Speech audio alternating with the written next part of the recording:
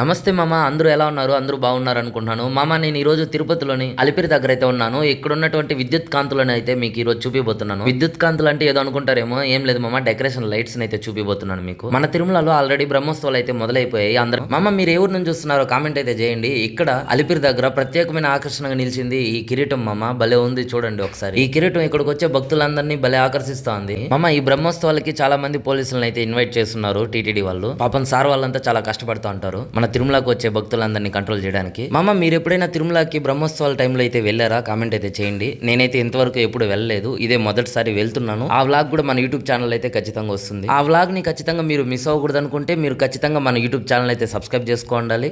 మామ, ఒకటి మాత్రం నిజం, మనం అనుకుంటే పోలేము ఆయన దగ్గరికి, ఆయన అనుకోవాలి మనల్ని రప్పించుకోవాలని చెప్పి, అప్పుడే మనం ఖచ్చితంగా అయితే వెళ్ళగలము. ఈసారి అయితే నాకు అలా కుదిరింది, ఖచ్చితంగా అయితే నేను వెళ్తున్నాను. మామ, ఇప్పుడు మనం అలిపిరి దగ్గర మెట్ల మార్గం దగ్గర అయితే ఉన్నాము. మామ, ఫుల్ వీడియో యూట్యూబ్ ఛానల్లో ఉంది, చూసేయండి.